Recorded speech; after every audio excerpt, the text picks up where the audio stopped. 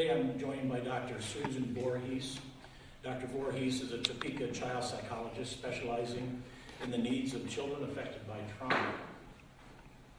I'll do my normal COVID update, and then she and I will talk about mental health and COVID-19. I know it's been top of mind for all of us that our lives have changed so much in the lives of so many Kansans, and I think it's really important to have a conversation about mental health issues. But let me first start with today's numbers.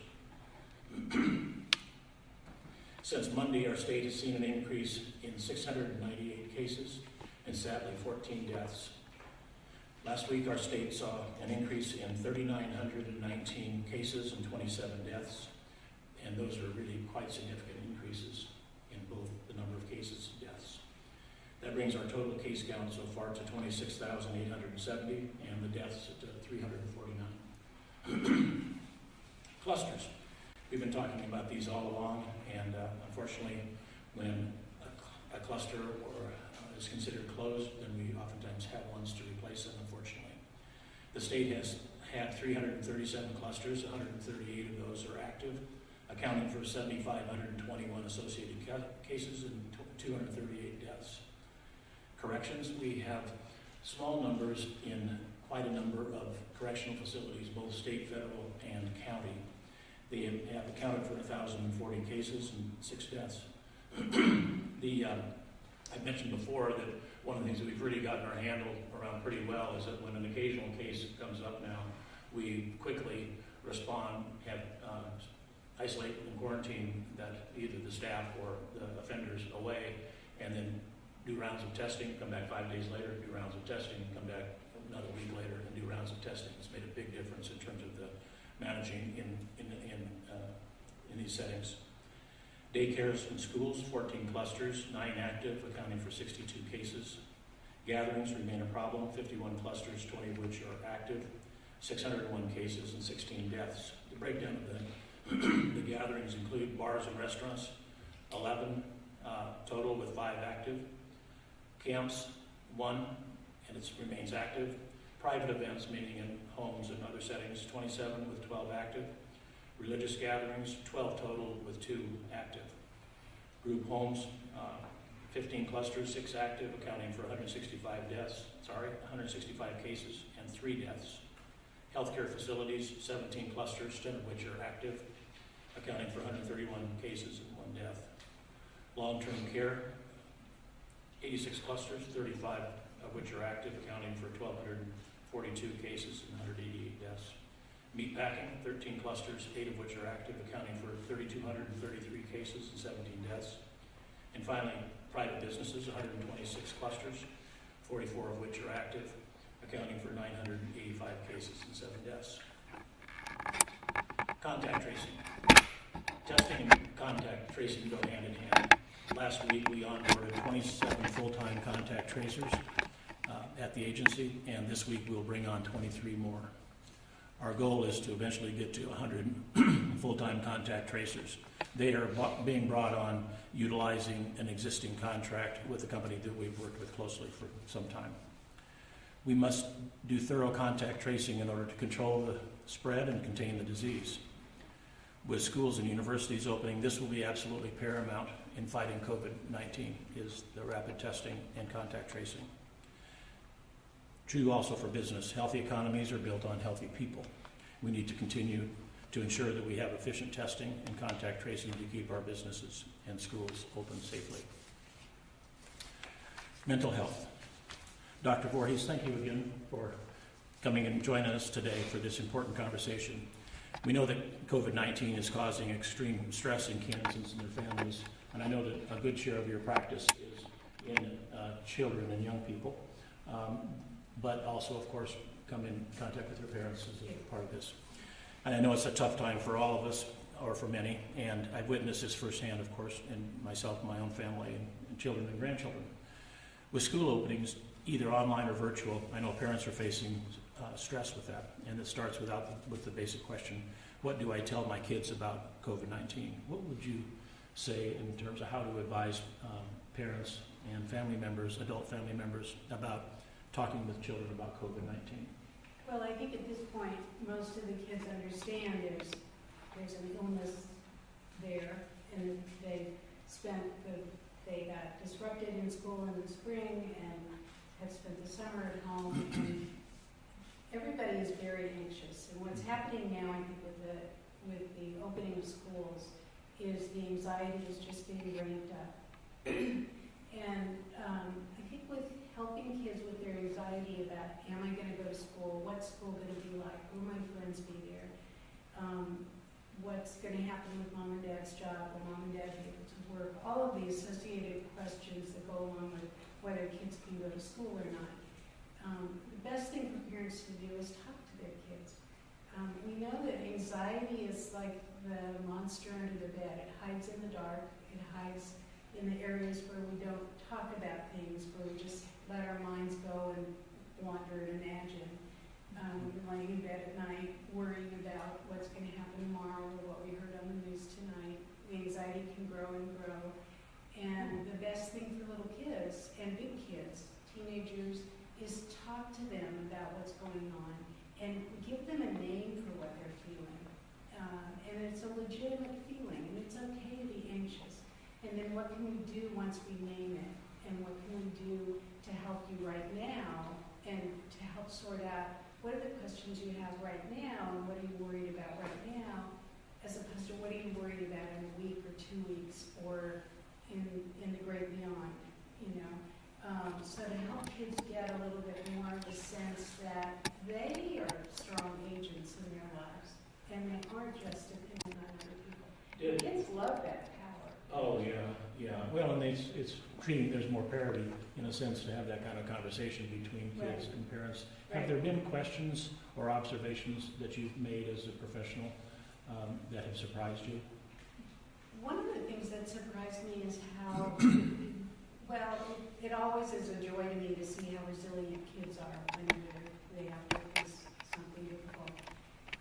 But with this virus, what's been interesting is that kids have sort of come to their own level of understanding of the need for changes in their lives. They may not like it. I'm not saying they're, going to be all happy about it, but they do come to understand that things are different than they used to be. And I think the kids that are doing the best are the ones where they can have an active conversation about what is different this time. And that would be something I would urge parents to do as you look toward the school year, to talk now about what's going to be different about school than school was when you were in school before. And how are we as a family going to deal with this? Including talking about some of the schools will have a hybrid and maybe they'll have shields around the desks or the teacher will have a face mask.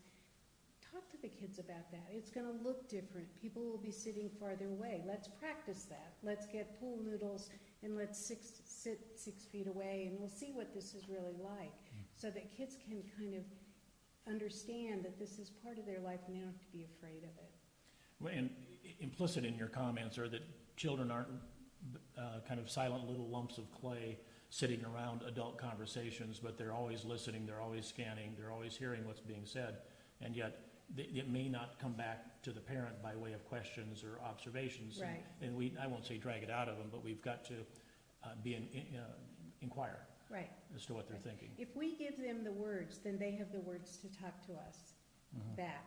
If we give them the words, if we say, Mommy's, I'm sorry, I'm not at my best right now. I'm kind of anxious because I don't know what's going to happen with school. We've given them the word. Okay, they know, okay, Mom's anxious. Now I can talk about it rather than, uh-oh, something's wrong with Mom, and I don't know what it is, but I don't want to talk about that. I've been doing some interviews with children. They'll send little video clips and answering kids' questions, and it's amazing the insights that even very young children have. And some questions are off the wall, and I wouldn't even think that to respond that there would even be that question. Does my pet hermit crab need to wear a mask? Right. I'm not making that up. No. But it does lead to many interesting and I think very important conversations. And it also in my experience, breaks down the barriers for kids then asking the next question and the next one after that. Exactly. And as we know, no question is a stupid question.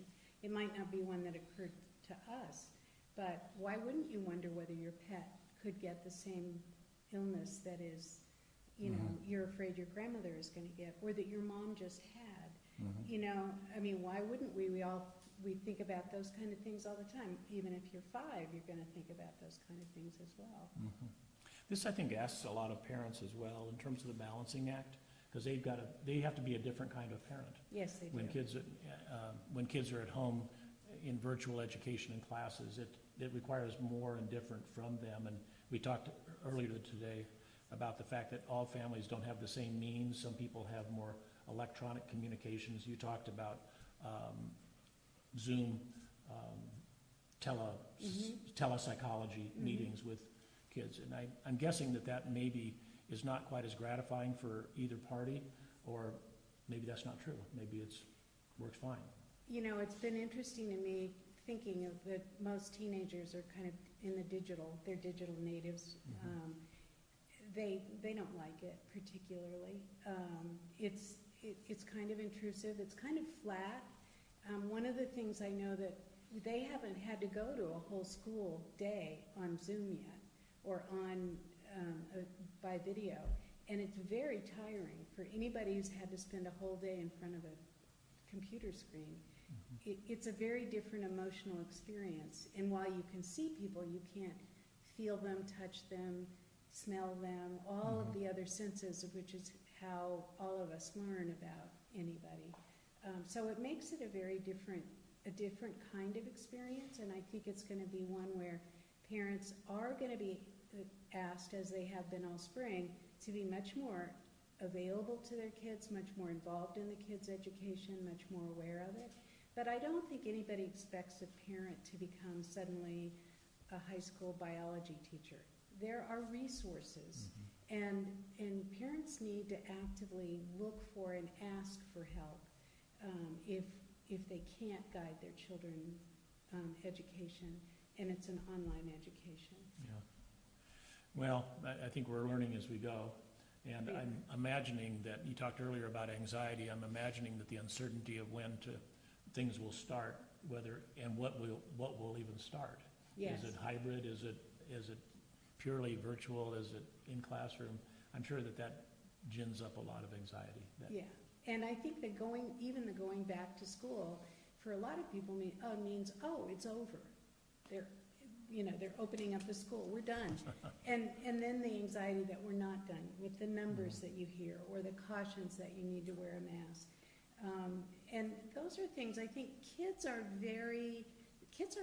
by nature altruistic, and if you talk to them about, you wear your mask to protect your friend, and to protect your friend's grandmother or parent, they get that. They want to help other people. And I think this is a time when parents, regardless of how they feel about the virus and about restrictions on their activities, if they can sort of get behind the message that the kids will carry the message forward, and the kids are really the sort of germ busters going forward. They get this, that they have to act in a certain way, and they want that power, and we can give it to them, I think. I wondered if this is a good opportunity for parents to model good behaviors. And one of the things that in my 40-plus years of medical practice I've believed is wearing helmets when you go on bicycles. Right. And yet I see a family of 4 out bicycling, and the parents don't have helmets on, and the kids do. I think that probably doesn't ultimately carry the day very well. And I'm wondering if this would be a really good time to stress to parents good hand hygiene, mask wearing, social distancing, and then I'm not saying the kids need to be policemen or policewomen, but to help with to elevate all their family conduct. Exactly. That can be their role in the family. To be sure, does everybody have their masks? Yep. You know, when we come home from school, where do we put our masks? Mommy, we need to have a place to put the mask. You wouldn't let your kids go to school without their shoes.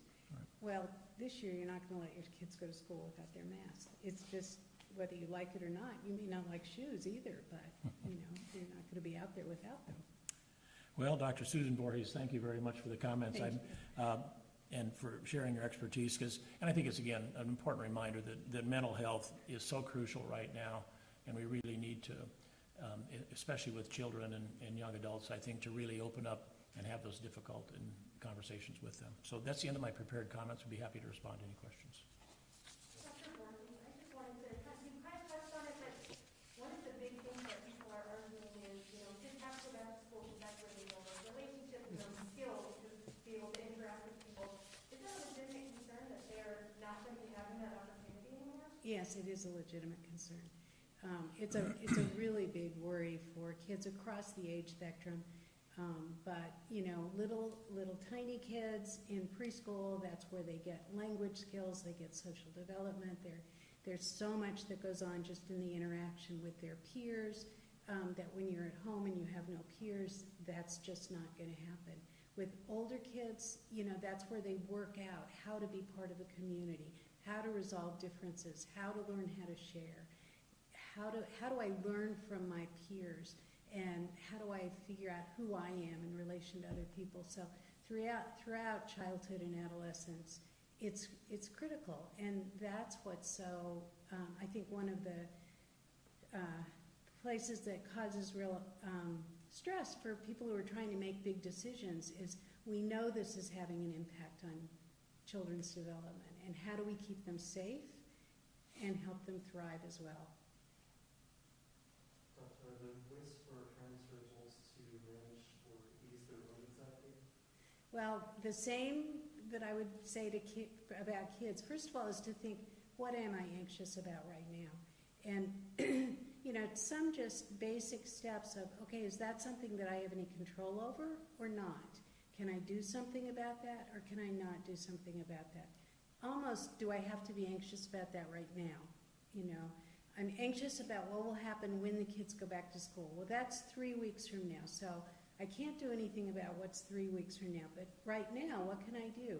I can be sure we have enough masks for the week. I can be sure that I've got, a plan for how I'm going to keep track of all this. I can talk to them about what's going on in school, what the plan is for their school. So if you break down the worry into little steps, the monster gets smaller.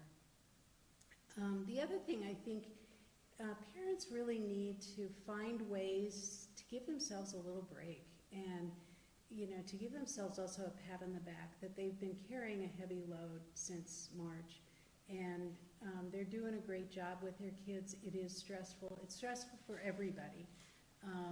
But sometimes, if you need to say, I'm going out to the farthest corner of the backyard just for 10 minutes, and you guys just don't kill each other when you're here.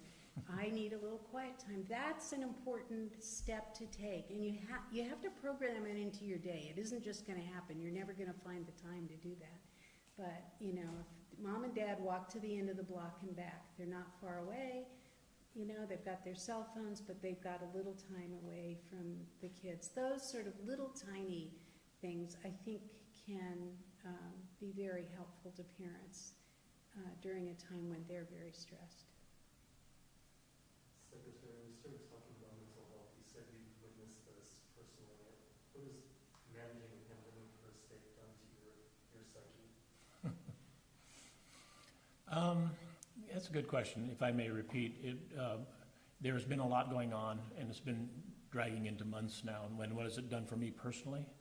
Well, there's been no shortage of strain. There's a lot of physical effort involved, quite honestly, and late nights and early mornings. I think I've commented before, I was deployed in 2017 and 2018 in the Middle East with the Army. And I came back, and when this started, I said, this is Army deployment all over again. And one of the things that has been so helpful is my excellent team that I work with. I believe so strongly in the chain of command, having people work at the top of their level of expertise. We support each other. We kick each other out of the room when it's, when it's okay to go home.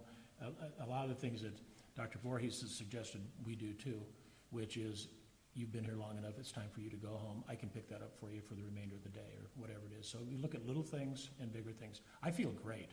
I really do. But it's not because it's been easy sledding.